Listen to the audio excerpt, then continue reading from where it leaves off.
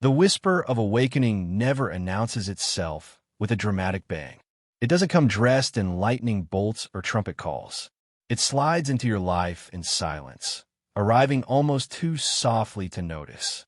And yet, if you pay attention, you'll realize it's the first true sign that your vibration is beginning to shift. It might look like dissatisfaction with your routines, or a sudden sense that conversations, friendships, or environments no longer nourish you the way they used to. You might wake up one morning and feel that life is fine on the surface. Nothing major has changed, but somehow you've outgrown the container you're living in. That discomfort is not random. It's a vibrational calling. Most people mistake it for boredom, burnout, or even depression. They start blaming their job, their partner, or their circumstances, believing something external is causing the emptiness. But what's really happening is subtler. Your frequency has started to reorganize itself, while the world around you is still echoing the old version of you. Imagine you've been tuned to one radio station your whole life, and suddenly your soul starts nudging the dial toward a higher frequency. At first, all you hear is static. Nothing feels clear, and you wonder if you're just imagining things. That static, the disorientation, the strangeness, is the whisper of awakening. This moment is sacred, but fragile. Ancient initiates knew it as the first silence, a threshold where the soul begins to speak more loudly than the mind. It doesn't use words, though. It uses sensations, nudges, and coincidences that seem meaningless to everyone else, but undeniable to you. You overhear a sentence in a cafe that feels like it was spoken directly for you. A book falls off a shelf into your hands. A song lyric suddenly feels like a message. These aren't accidents. They're vibrational echoes, proof that your inner field is shifting and reality is beginning to mirror it back. Yet here's the challenge. The mind hates what it cannot control. It wants clarity, certainty, guarantees. And the whisper of awakening offers none of that. It offers only subtlety. That's why so many people ignore it. They feel the restlessness, but instead of leaning in, they distract themselves with work, relationships, or entertainment. They run back to the old patterns because at least those are familiar. The ego says, better the known discomfort than the unknown silence. And so the majority miss the portal. But if you're listening to this now, chances are you've already felt that whisper. That's why you're here. You've sensed the tug, even if you couldn't explain it. Maybe you've caught yourself staring out the window at nothing, feeling like life is both perfectly fine and utterly insufficient. Maybe you felt a pull towards solitude or silence, or practices you never used to care about. These are not weaknesses. They are invitations. The ancients described this first stage as the loosening of the old skin. A snake doesn't know exactly when the shedding begins. It simply feels uncomfortable, squeezed, restless in its own scales. Then one day, the skin cracks and the snake slithers free. That's how vibrational awakening works. It begins as discomfort, as a sense of not fitting in your old identity. What once felt safe now feels suffocating. And though the mind wants to label it as a problem, it's actually the greatest gift. Because here's the truth. No one raises their vibration by clinging to what no longer resonates. Frequency rises when you allow the old structures to fall apart, even if they've been your whole identity until now. That's why this stage is so disorienting. It's not just your habits that are shifting. It's the entire energetic architecture of who you believe yourself to be. Think about it. Every belief you hold, every story you tell about yourself, every relationship you keep, all of it vibrates at a certain frequency. When your soul decides to evolve, it begins withdrawing energy from the old patterns. That withdrawal feels like emptiness at first. You lose interest in old hobbies. Friendships fade. The activities that used to thrill you now feel hollow. It can feel like death because, in a way, it is the death of a frequency you've outgrown. But death here is not an end. It's a passage. Just like a seed has to break open before it can sprout, your identity has to fracture before your real vibration can emerge. That's what the whisper of awakening signals. The cracking of the seed coat, the soft but undeniable push of new life. The problem is, Most people interpret this cracking as failure. They think, why am I losing interest in everything? Why do I feel empty? Maybe I'm broken. They don't realize it's the opposite. That emptiness isn't proof of brokenness. It's proof that your soul is creating space for a higher vibration. You can't fill a new cup without first pouring out the old contents. And right now, life is pouring you out. This is why the whisper of awakening often feels lonely. Not everyone around you is shifting at the same time. Your friends might still be happy in the routines you've outgrown. Your family might pressure you to stay the same. But silence itself will start to feel like your truest companion. The urge to withdraw, to listen, to slow down. That urge is your soul pulling you inward so it can rewire your field. It's like the chrysalis stage of a butterfly. From the outside, it looks like nothing is happening. From the inside, total transformation is underway. The key here is trust. Not blind trust, but embodied trust, the kind that says, even if my mind doesn't understand this, my soul does. Because what you're feeling in this stage isn't logical. It's vibrational. It's your energy field reorganizing faster than your rational mind can keep up with. You can't think your way through it. You can only feel your way through it. And here's something the ancient Egyptians knew. Silence isn't empty. It's encoded. They believed silence carried the original frequency of creation, the vibrational seed of everything that exists. When you feel called to silence during awakening, you're not escaping life. You're stepping into the vibrational womb of the universe. In silence, the field starts to speak. In silence, the new frequency begins to stabilize. That's why resisting this stage is dangerous. If you ignore the whisper and keep running from silence, the misalignment only grows louder. You'll feel more drained, more discontent, more lost. The soul doesn't punish you. It simply keeps pulling. But the more you resist, the more painful the pull feels. On the other hand, when you surrender, when you let yourself rest, listen, breathe, the process accelerates. The field starts to realign with less friction. Life begins to rearrange itself around you. You may notice small synchronicities, meeting people who feel strangely familiar, stumbling into opportunities that match your inner desires, feeling drawn to books, places, or teachings that speak directly to your heart. This isn't random. It's resonance. As your vibration shifts, reality starts echoing that shift back to you. It's like striking a tuning fork. The vibrations ripple outward and make everything around it hum in harmony. But let me emphasize, this isn't about chasing signs. It's about presence. The whisper of awakening doesn't shout. It won't overwhelm you with visions or thunderbolts. It's subtle. And if you're too busy forcing, analyzing, or performing, you'll miss it. This stage requires courage, yes, but not the courage of grand battles. It requires the courage to stop, to listen, to feel without running away. That's the courage most people lack. Because facing silence means facing yourself. It means seeing the cracks, the illusions, the masks you've worn. And that's terrifying for the ego, but it's liberating for the soul. The ego fears death, but the soul knows it's only rebirth. That's why Thoth encoded this stage in symbols rather than words. Because you can't intellectualize it. You can only live it. So if you're here right now, noticing that life feels strangely out of place, take it as a sign. This is your whisper. This is the opening of the portal. Don't run back to the old station just because the static feels uncomfortable. Stay with it. Lean in. Because what feels like emptiness is actually spaciousness. What feels like disorientation is recalibration. And what feels like the end of something is the first breath of who you're becoming. The whisper of awakening is the invitation. The real journey begins when you accept it. And when you do, the field starts moving you toward the next realization. That the very first distortion of vibration came not from outside circumstances, but from a lie you were taught to believe. A lie that disguised itself as light, but secretly fragmented your energy. The first lie you ever absorbed about vibration wasn't spoken to hurt you. In fact, it was probably offered with good intentions by teachers, spiritual communities, or self-help books.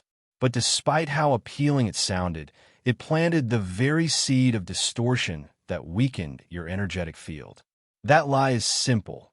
To be spiritual, you must always be light. You've heard versions of it countless times. Stay positive. Keep your vibration high.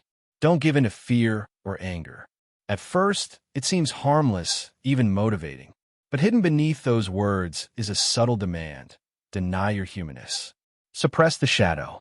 Smile when you want to cry. Pretend to be strong when you feel fragile. Over time, this performance of constant positivity becomes a cage. Here's why this lie is so damaging. The universe doesn't respond to the words you speak or the mask you wear. It responds to your real vibration, the one underneath. And when you bury sadness under a forced smile, when you hide your exhaustion behind a mantra, the universe doesn't pick up on the mask. It picks up on the dissonance. It senses the split between what you say and what you feel. And that incoherence fragments your frequency more than any single negative emotion ever could. Think about it. If you feel sadness and you allow yourself to truly feel it, without wallowing, without resisting, that emotion moves through you like a wave. It rises, crests, and falls. Your field stays coherent because there's no denial. But when you feel sadness and immediately suppress it with affirmations, pretending you're fine, you've created a fracture. A part of your energy wants to cry out. Another part of you is silencing it. That internal battle produces noise, and that noise weakens your field. Ancient traditions understood this. In Egypt, initiates were taught that light isn't the absence of shadow, but the ability to pass through it without losing awareness. In Tibet, pain wasn't seen as failure, but as an opportunity for purification. Among the Essenes, suffering was considered a fire through which spirit could be refined. Not one of these traditions equated spirituality with repression. Yet modern pop spirituality tells us the opposite, that high vibration equals constant bliss, and that any dip in mood is a low vibe danger. This is the first lie, and the reason so many seekers feel like they're failing. Because once you believe that negative emotion lowers your worthiness, guilt sets in. You think, if I'm sad, I'm doing something wrong. If I'm angry, I'm not evolved enough. That guilt compounds the emotion. Now you're not just sad, you're ashamed of being sad. Not just angry, but guilty about your anger. Layer upon layer of resistance builds, until your energetic field collapses under the weight of everything you've tried to bury. You've probably felt this collapse yourself.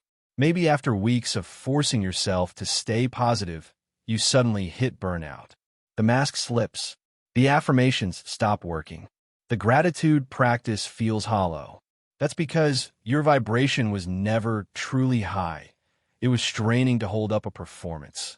And performance drains energy faster than any authentic emotion ever could. Thoth himself warned against what he called the false shine, a counterfeit light created by effort, not by truth. False shine looks radiant on the surface, but inside it is brittle. It collapses at the slightest challenge because it isn't rooted in coherence. And here's the paradox. False shine is more dangerous than outright darkness. Darkness at least invites you to look within. False shine convinces you to keep pretending, blinding you to your own fragmentation. This is why so many people feel unstable in their spiritual journeys. They meditate, they chant, they visualize, they do everything right, and still, something feels off. They can't sustain their vibration because underneath the practices, they're still rejecting parts of themselves. They've confused spiritual performance with spiritual presence. And presence, unlike performance, doesn't exclude anything. Presence means if you're sad, you sit with it. If you're angry, you feel it. If you're tired, you rest. You don't judge those states as failures. You don't try to bypass them with forced positivity. You meet them with awareness. And in that awareness, the field reorganizes itself. What you resist festers. What you accept transforms. Let's be clear. This doesn't mean indulging in every dark emotion without restraint. It doesn't mean drowning in despair or lashing out in rage. It means giving those emotions space to be felt, acknowledged, and integrated instead of locked away like forbidden mistakes. Because when you exile parts of yourself, you exile parts of your vibration. And fragmented vibration can't rise.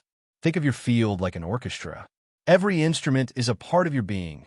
Joy, sorrow, love, anger, fear, gratitude. If you silence half the instruments because you don't like their sound, the orchestra doesn't become more beautiful. It becomes dissonant. But when you allow every instrument to play, even the dark and heavy ones, the music becomes fuller, richer, more real. That's coherence. That's true high vibration. And here's the crucial shift. Real vibration isn't about being happy all the time. It's about being whole all the time. Wholeness includes sadness, fear, grief, and shadow, because those too carry frequency.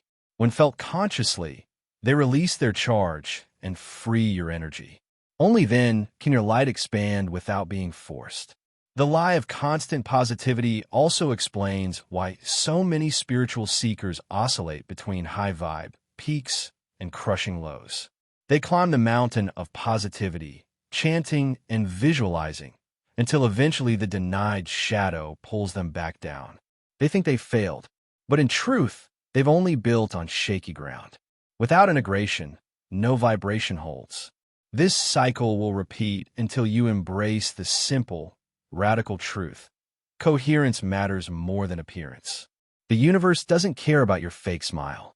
It cares about whether your inner state matches your outer expression.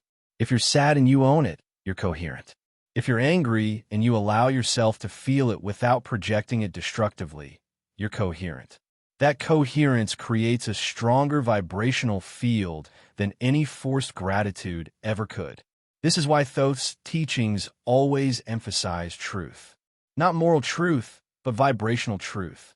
The frequency of your field must align with what is actually alive within you. Anything less creates distortion, and distortion is the true low vibration.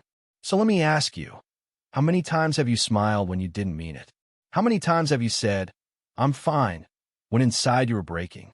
How many times have you forced yourself to chant affirmations while your body screamed for rest?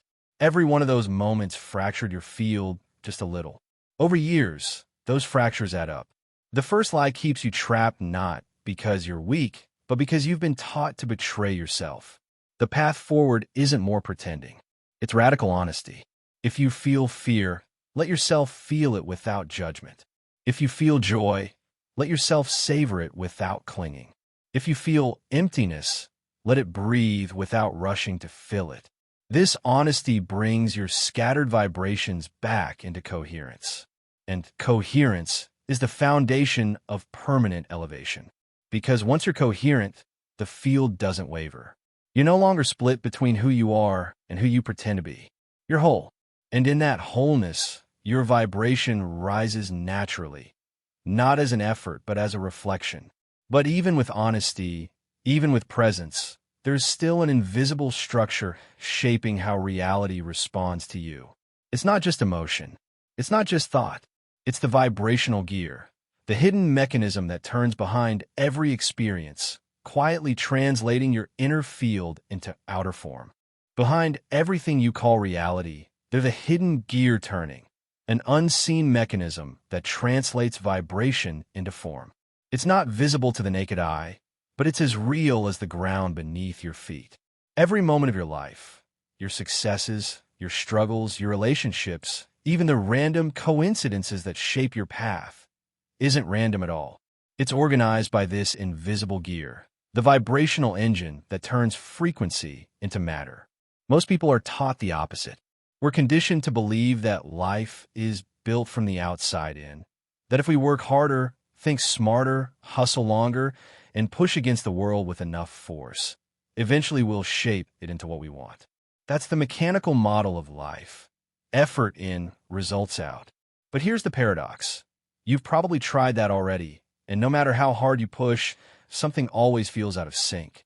Because reality doesn't start with action. It starts with vibration. Think of your life like a holographic projection. The images you see, the job you have, the people you meet, the situations you find yourself in, are just projections on the screen. They're not the source. The source is the vibrational film running behind the scenes. Change the film, and the whole projection changes. Keep the film the same, and no matter how much you fight with the images, they'll keep showing up in different forms but with the same essence. That's why people switch careers, move cities, or change partners, only to find the same cycles repeating. The gear hasn't shifted. The frequency hasn't reorganized. This is where ancient wisdom becomes invaluable. Thousands of years before modern science, civilizations like the Egyptians, the Vedic sages, the Taoists, and the Andean peoples understood that vibration precedes matter. They saw the universe not as a dead machine, but as a living, intelligent field of frequencies. They built temples, monuments, and entire cultures aligned with cosmic cycles, not for decoration, but because they knew resonance creates stability. Thoth encoded this understanding in symbols, proportions, and sacred geometry. He didn't hand out instruction manuals or neat little formulas. Instead, he left vibrational maps, patterns that, when meditated upon, reorganize the inner field of the initiate. Why? Because he knew the secret. If you want matter to change, you must first adjust the gear of vibration. The outer world is only ever the echo of the inner frequency. And here's where it gets even more fascinating. Modern science is beginning to confirm what Thoth and other initiates always knew. Quantum physics has already proven that matter isn't solid. At its core, it's vibrating particles shifting based on how they're observed. That means your attention, your consciousness, literally changes the way reality behaves. Your vibration isn't just a mood. It's a force field, an energetic instruction manual that tells matter how to organize itself. But here's the catch. The universe doesn't respond to what you wish for or what you try to convince yourself you feel. It responds to what you consistently vibrate. That's why affirmations or positive thinking often fail. You can repeat, "I am abundant," 1,000 times, but if your real vibration is still fear and scarcity, the gear won't turn. The frequency won't align. Life will mirror the truth of your field, not the mask of your words. So how does this vibrational gear actually work? Imagine it like a tuning system. Every thought, every emotion, every belief you hold sends out a signal. If those signals are chaotic, fear in one direction, desire in another, doubt in yet another, the gear grinds, sputters, and stalls. Nothing flows smoothly. But when your thoughts, emotions, and beliefs begin to align, when your frequency is steady and coherent, the gear turns effortlessly. And as it turns, it organizes matter around you. That's why some people seem to flow through life with ease. Doors open for them. Opportunities arrive at the perfect moment. They don't struggle, yet things align. It's not luck. It's coherence. Their vibrational gear is turning smoothly, harmonized with the greater field. On the other hand, people who constantly hustle, push, and strive, but without inner alignment, feel like they're climbing uphill with no progress. They're trying to force matter without adjusting vibration. And matter always resists when vibration is incoherent. This understanding changes everything. Because once you recognize that the gear is real, you stop wasting energy trying to manipulate the projection. You no longer obsess over effects. Instead, you turn inward and ask, what frequency am I sustaining? What vibration am I feeding? Where's my gear misaligned? From that perspective, every obstacle becomes feedback. Every repeating pattern is no longer punishment. It's a message, a mirror showing you where your vibration is out of tune. For example, if you constantly attract relationships where you feel unappreciated, the point isn't to keep blaming the partners who show up. The point is to notice the frequency you're emitting. Somewhere in your field, there's a vibration of unworthiness, of invisibility, of self-betrayal. And until that frequency is reorganized, the gear will keep spinning out the same scenario in different forms. Not because the universe is cruel, but because it's precise. The field always reflects the frequency you sustain. The beauty of this is that you no longer need to force your way through life. You don't have to hustle endlessly to prove yourself. When your vibration is organized, reality aligns naturally. The right people arrive without effort. The right opportunities unfold without forcing. The gear does the work. And you, instead of fighting with the projection, become the one adjusting the source.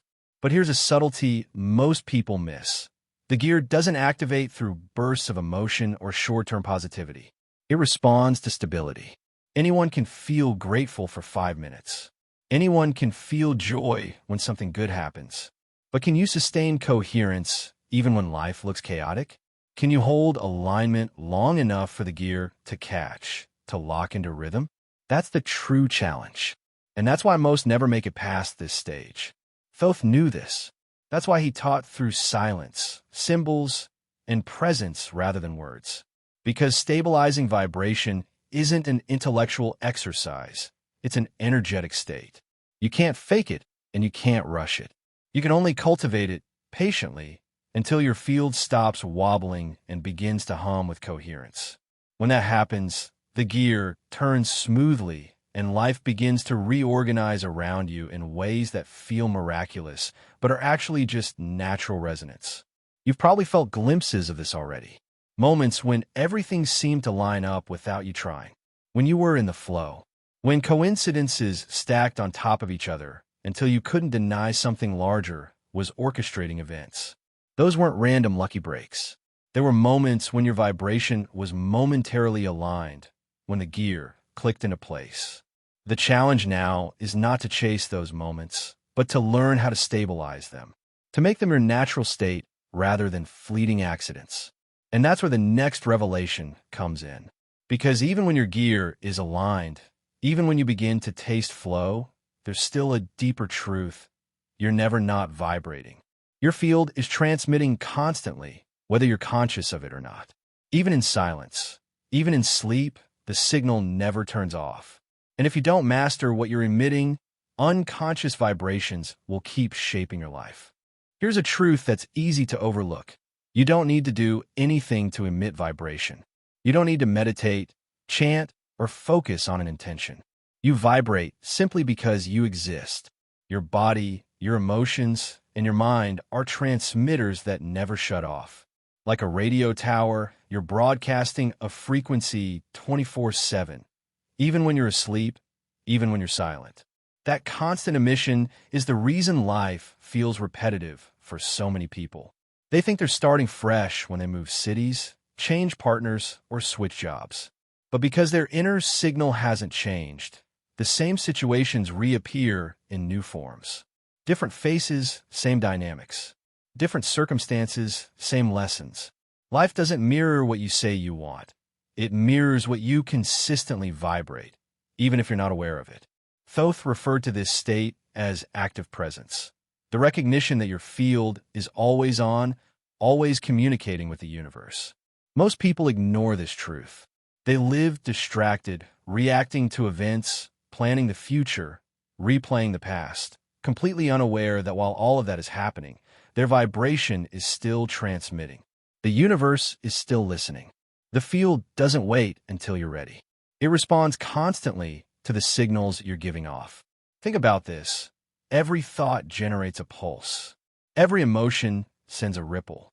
Every belief, every unconscious memory, every unprocessed trauma, all of it hums in the background of your field. This hum is what organizes the circumstances of your life. It's not some mystical metaphor. It's resonance. Just as a tuning fork makes another fork vibrate without touching it, your energetic field shapes the environment around you. The problem is, most of this signal is unconscious. From childhood, you've been programmed with beliefs and emotions that became part of your base frequency. Maybe you absorbed ideas like, I'm not enough, money is scarce, or love has to be earned. Those beliefs didn't stay as thoughts. They became vibrational signatures etched into your field. And unless they're consciously restructured, they keep transmitting on repeat. That's why no matter how hard you try to think positively, something deeper still calls the shots. It's like having background music playing in a room. You can ignore it for a while, but it still shapes the atmosphere. If the music is tense, everyone feels uneasy. If the music is harmonious, the room feels peaceful. Your vibration is that background music for your life.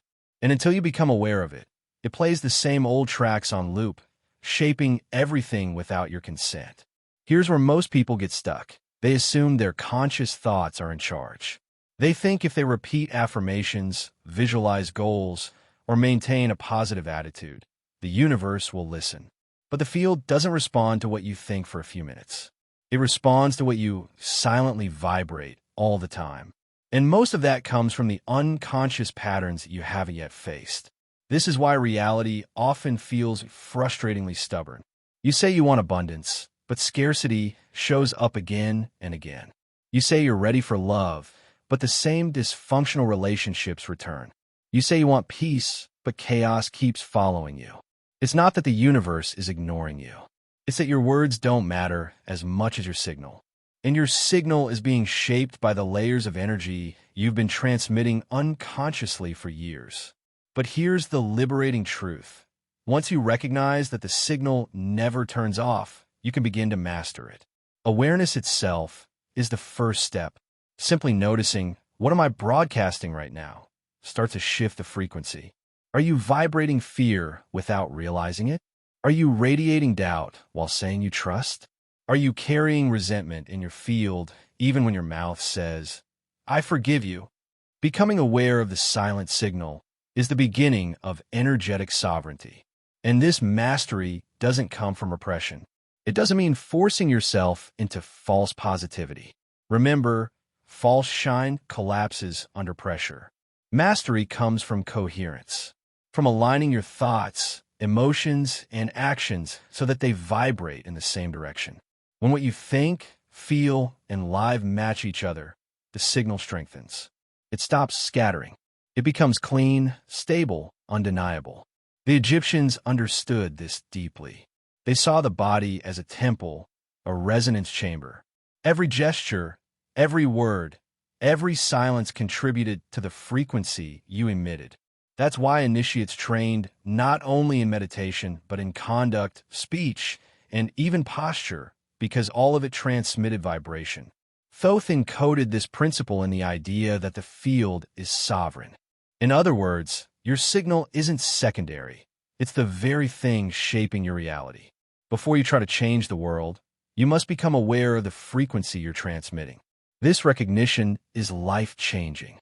Suddenly, the obstacles in your path stop looking like random bad luck. You realize they're feedback, messages from your field showing you where your vibration is incoherent. The repeating patterns aren't punishment. They're proof of resonance. If you keep attracting betrayal, scarcity, or rejection, it's not because you're cursed. It's because somewhere your signal is broadcasting a frequency that resonates with those experiences. Now, here's the paradox. This realization can feel empowering, but also overwhelming. Because once you see that your vibration is always on, you realize there's no escaping responsibility. You can't hide from your own field. You can't blame everything on chance. The signal is always transmitting. The question is, will you master it consciously or let old programming run show? That's where awareness becomes practice. Awareness alone won't stabilize the field if your mind remains chaotic. Even when you know you're vibrating unconsciously, it doesn't mean you can immediately stop, because there's still one deeper layer working against you, the scattered mind. A mind trained to race, to fragment, to judge, to replay the past, and anticipate the future without rest. And that mental noise doesn't just stress you out, it fragments your field. It scrambles the signal before it can stabilize. You could say the constant chatter of thought is the static in your transmission. Even if your heart wants coherence, your mind keeps interrupting the signal. That static is the first enemy of stabilized vibration. And until you learn to face it, your field will continue to wobble. The scattered mind is the first true enemy of stabilized vibration. Not because thoughts themselves are bad, but because when thought is fragmented, restless, and uncontrolled, it creates static in the field. This static is subtle. You can't always hear it the way you'd notice a loud noise, but energetically, it's disruptive enough to shatter coherence before it even begins to hold. Think about the rhythm of your own thinking. Most of the time, It isn't calm or spacious. It's racing, replaying old arguments, rehearsing future conversations, juggling to-do lists, and judging everything that passes through awareness. This mental activity has been normalized to the point where you might believe it's natural. But what's normal in modern life isn't natural to the vibrational field. A scattered mind sends fragmented frequencies outward. And when the signal is fragmented, reality mirrors fragmentation back. Here's the part no one tells you. Your thoughts are not silent. Each thought creates a micro-vibration. One or two don't do much, but thousands of scattered thoughts per day accumulate into a cloud of interference. It's like trying to tune a radio while spinning the dial nonstop. You never stay on one channel long enough to hear the music. That's what a restless mind does to your vibration. It prevents stability. Thoth understood this perfectly. He taught that silence isn't the absence of sound. It's the absence of fragmentation. True silence is coherence. It's when the mind stops pulling energy in 100 directions and begins to align with presence. In that alignment, vibration stabilizes. Without it, even the most elevated emotion will collapse under the weight of scattered thought. Let's use an analogy. Imagine your mind is a river. When the current flows calmly, the surface reflects everything clearly: trees, sky, clouds. That's coherence. Now imagine the river churned into rapids. The surface is distorted, chaotic, impossible to see through. That's the scattered mind.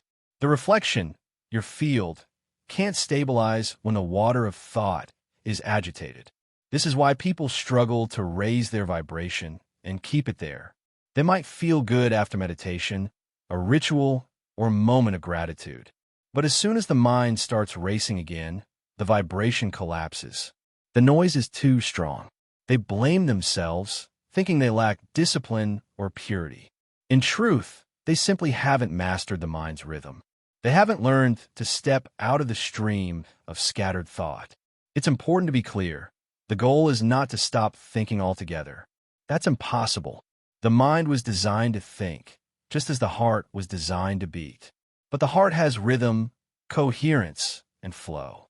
The mind on autopilot does not. Mastery means not eliminating thought, but changing your relationship to it, observing it without being dragged by it, watching the mental chatter like clouds drifting across the sky, present but not controlling you. This detachment is the beginning of vibrational stability, because when you no longer identify with every thought, your frequency stops scattering with them. The noise quiets. The field finds order. Energy returns to center. And in that center, coherence begins to build. Of course, this is easier said than done. The modern world is designed to keep your mind scattered. Constant notifications, endless streams of information, social comparison, all of it accelerates the mental rhythm until it feels impossible to slow down. But this is precisely why Thoth's initiates practice techniques for interrupting mental noise. They understood that until the mind is quieted, no higher vibration can hold. One of these ancient techniques was startlingly simple: the pause. At intervals throughout the day, initiates were trained to stop mid-thought, mid-action, even mid-sentence, and enter a brief silence. Just a few seconds. That pause wasn't laziness, it was a reset. By breaking the chain of continuous thinking, they created openings where vibration could reorganize itself. You can try this yourself. Notice when your thoughts are racing. Instead of trying to force them quiet, simply pause. Inhale deeply. Exhale slowly. Let there be a gap. That gap is where coherence re-enters. That gap is silence, not absence, but reorganization. With practice, these pauses accumulate into longer spans of inner quiet. And in that quiet, your field stabilizes.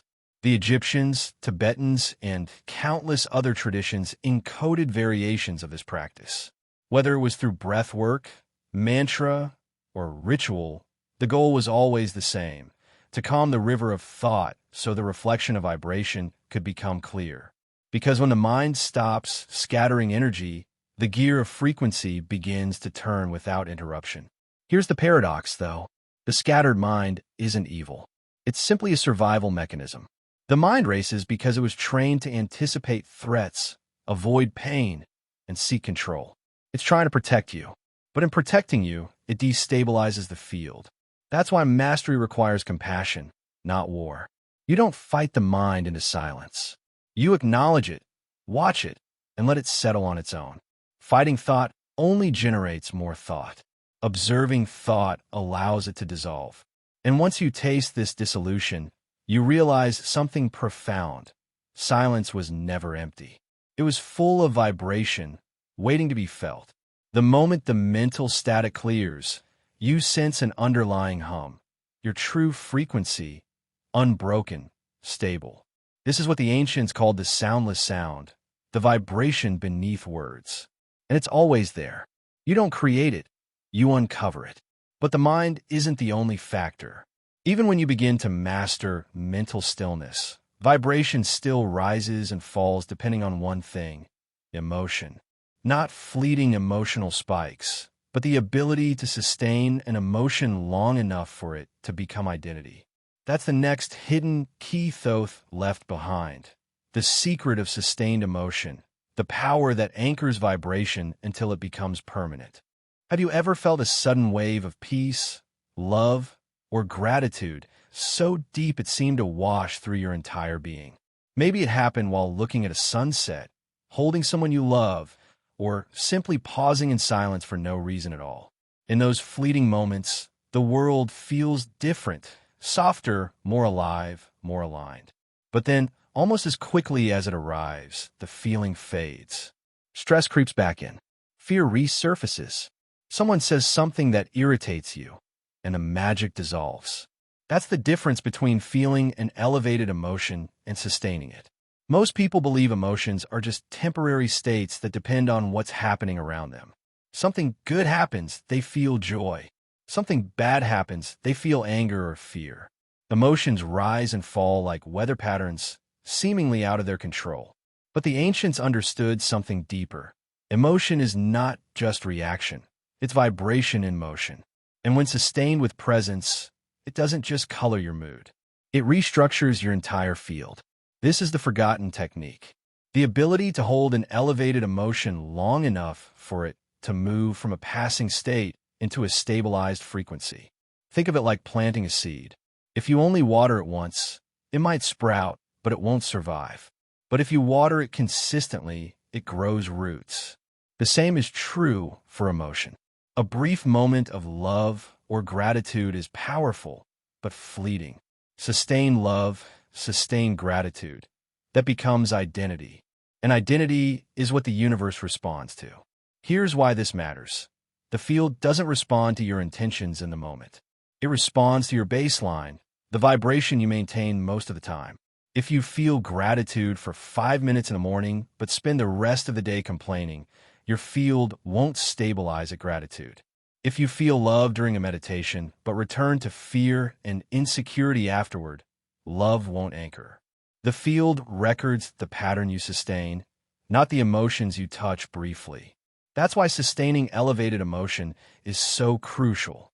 When gratitude, love, or peace become your consistent baseline, the gear of vibration locks into place. The signal strengthens.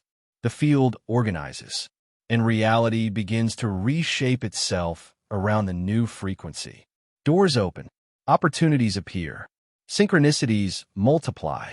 It's not magic, it's coherence.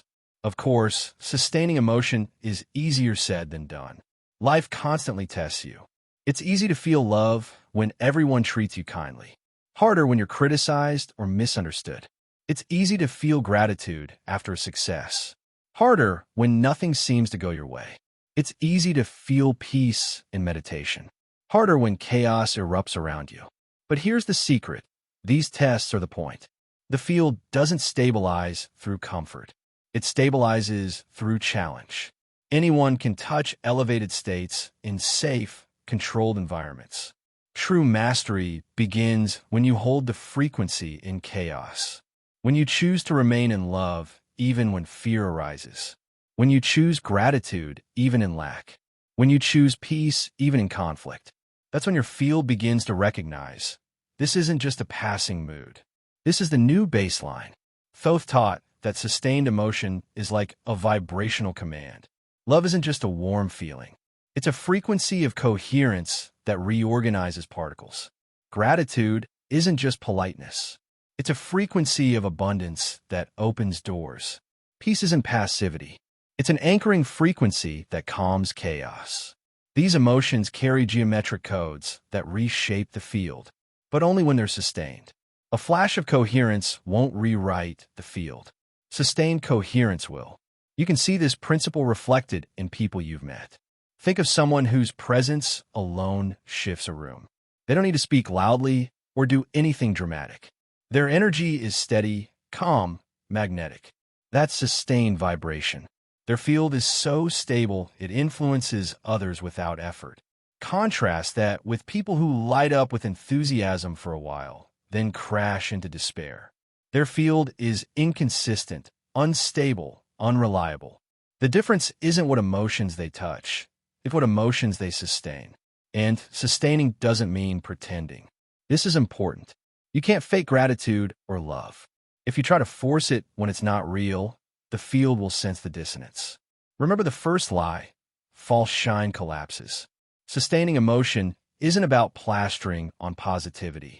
It's about cultivating real presence with the emotion until it becomes natural. You don't have to hold it with effort.